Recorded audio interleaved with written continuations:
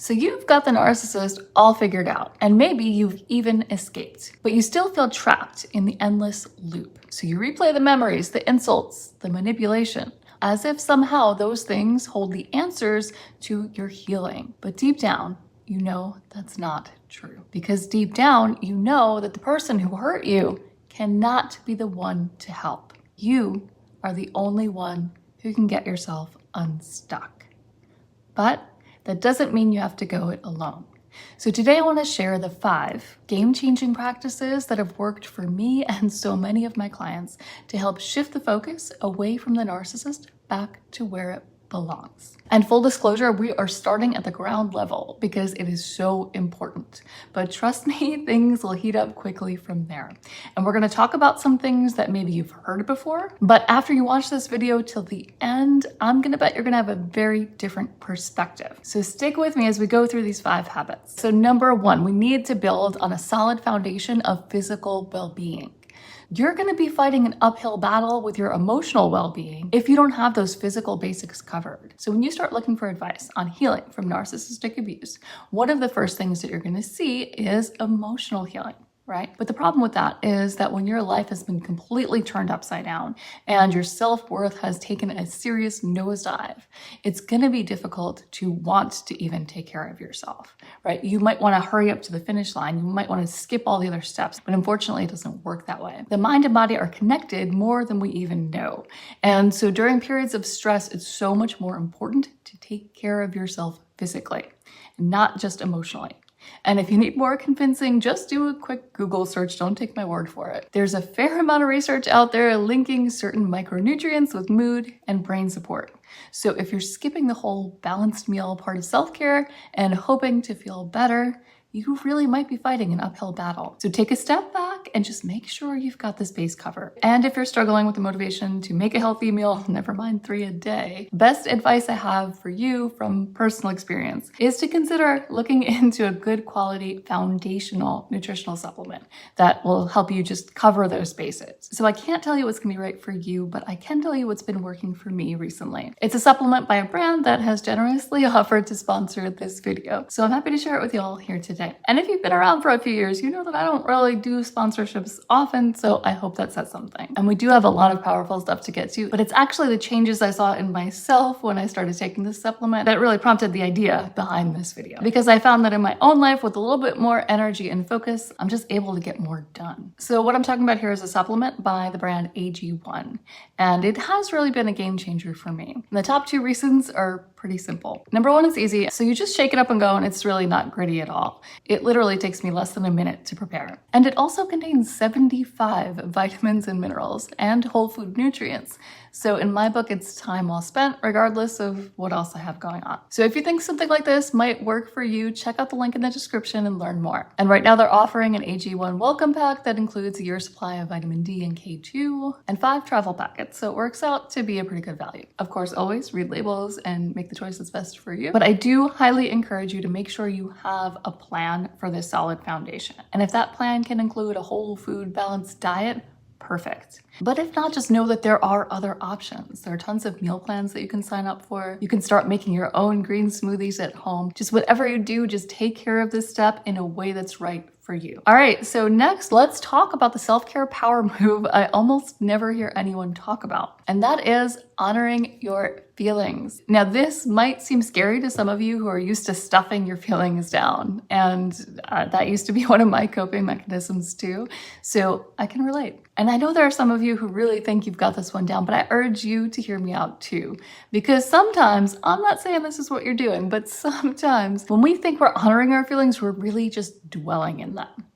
That's something that we call rumination. And there's a huge difference in the two. So what does honoring your feelings look like? I'm going to break this down into 3 steps just to simplify things. It's a simple process, but not necessarily easy to do. So step number 1 is to acknowledge the feeling.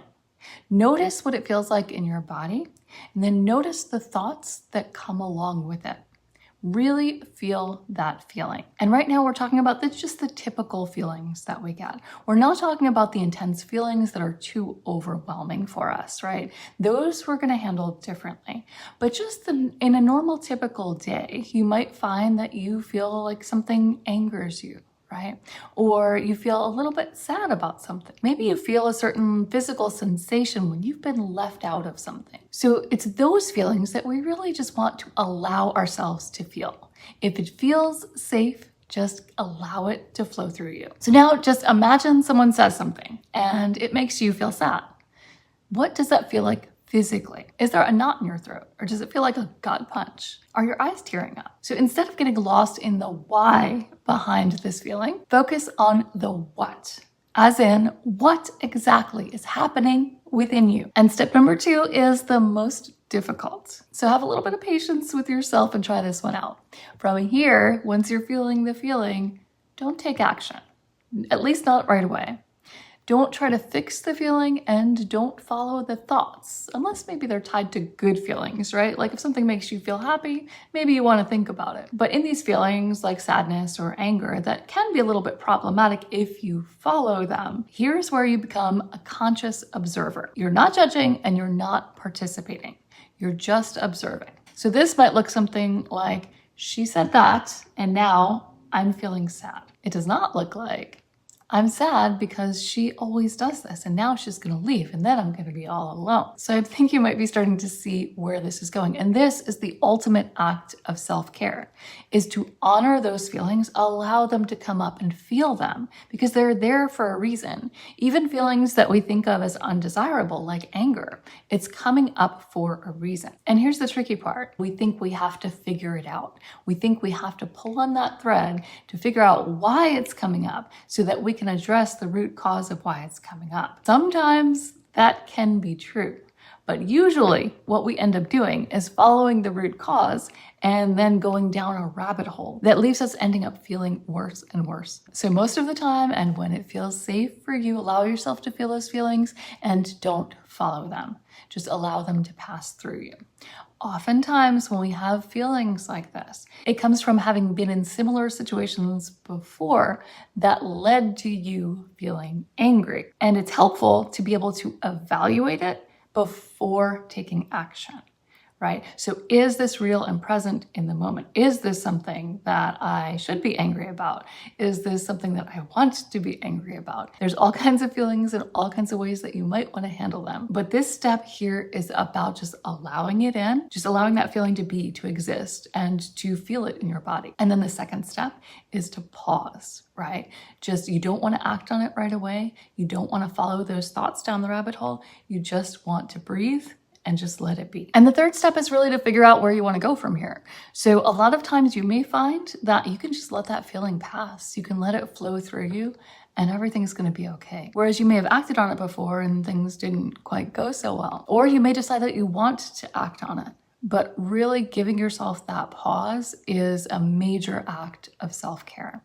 So there are a few layers to this one. Feeling it is self-care, and giving yourself the opportunity to pause and reflect, another act of self-care. On this act of self-care, I just want to leave you with just another reminder because it's really important. Sometimes we confuse processing with rumination, right? So when you follow that thought, you think you're processing, but you're really ruminating. And I have some videos where I talk a lot more about that, so I won't get into that here.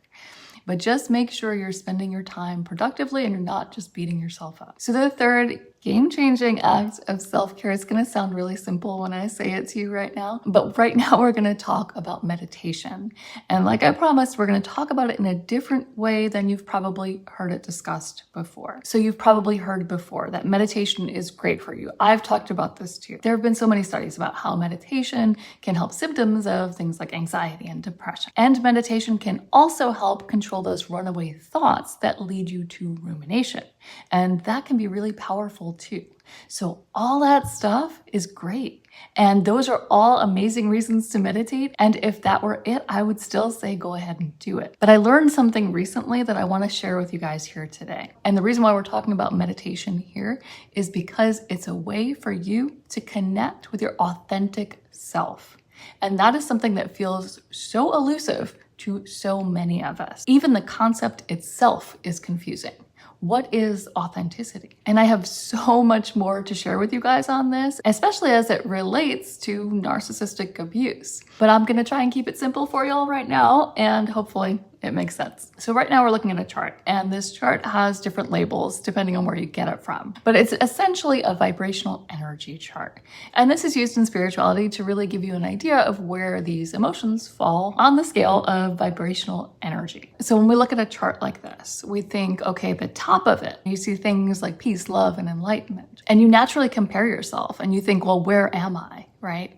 And the thing is that naturally, and we know this, we fluctuate. We're somewhere on that chart somewhere all the time. The thing I want to stress is that wherever you think you fall on that chart, that is not you. Wherever you think you fall is always going to fluctuate, right? But that stuff has to do with your beliefs about yourself and how the beliefs about yourself impact your beliefs about the world and the people around you. Right? So we're talking about thoughts, beliefs, and emotions. And those things are not you. So for example, if you were your thoughts, if you stopped thinking, you would cease to exist. And in that case, I would not recommend that you meditate, right? Because you might just poof, be gone. But you're not your emotions either, because all of these things are fluid. Who you are, the very essence of who you are, is fixed. And it is how you came into this world, right? You came in at the top of that chart. You came in as peace and love and joy, right? And whenever we leave this world, we're going to return to that. But the thing that I had been missing for so long, and I wanted to share with you here today, is that we remain in that top level. The true essence of who we are is always this. And now to bring it back to meditation. When you meditate, you're tapping into that true essence of who you are. And the more you do it, the more you will be in touch with that peace and love. And for those of you who already meditate, you may already have a sense of what I'm talking about here. So when you meditate, regardless of whether you've been doing it for 3 days or 3 years, right? When you can successfully tap into that energy, you will get glimmers of that peace and of that joy. And it may feel so fleeting, like you can't hold on to it, right? But it's there. And the more you do that, the more you know who you truly are, and the less anything else is going to affect you. Now, I'm not saying, of course, that, meditating is going to be the only answer. That's all you need to do. But it's a really, really powerful step. So this one might be a little bit more esoteric and spiritual for some of you. And if that's the case, I would say still just pay attention to all the amazing reasons to meditate, because there are a lot. And I hope that at least some of you can relate to what I'm saying about that feeling about tapping into your authenticity. And I hope this message encourages you to do more of that. The next game-changing act of self-care that I want to talk about today is finding a hobby that lights you up from the inside. And this is a continuation of what we talked about with meditation, because when you're doing something that lights you up from the inside, no matter what it is, oftentimes for people it's music. So it might be singing or playing guitar or piano. It might be drawing or painting. Whatever it is where you lose time and you feel like you lose yourself, but you feel that same sense of joy. You feel like even just for a second, you might be touching up on those higher emotions. These are things that you're going to want to bring more of into your life.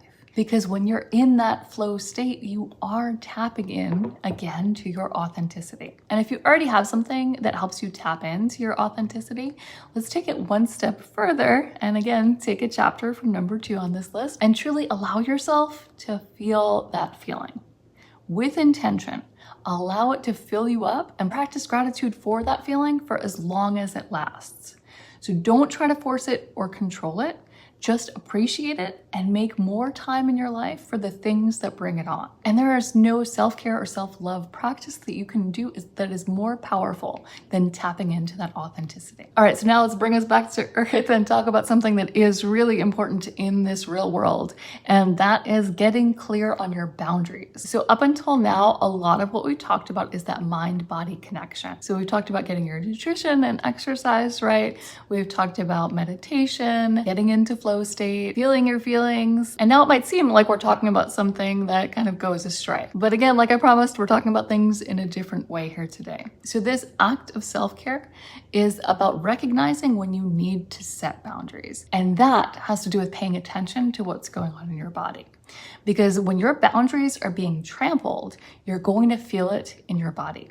You're going to feel something that feels like resentment, or maybe you'll have just an uncomfortable feeling when somebody gets close to you. Something's off and you don't like it. Right? And these things can give you a clue as to which boundaries you might want to set in your life. So when you're feeling that discomfort in that moment, you might want to say something, right? Like, back off, right? And you can and absolutely should do that. But I would also advise keeping a daily journal where you make notes of the times you felt uncomfortable within the day, because this is a sign that you do need some boundaries around that thing.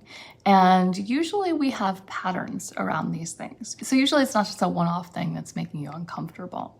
So for example, if someone is in your personal space and you're feeling like you really need to get them out, that right there is a sign that you need to set and enforce a boundary. And if you're feeling that discomfort, it might also be because you have trouble telling people when you're feeling uncomfortable and when you need a little bit of space. So that's something to take note of. And just continue to do that and review the places where you need to reinforce your boundaries. Because there are some boundaries that we all need to keep, right? And if you have a narcissist in your life, there are definitely boundaries that you want to pay attention to. And if you want to know what those are, click the video that's about to pop up on this screen. But one thing I do want to leave you with is that your boundaries are your own.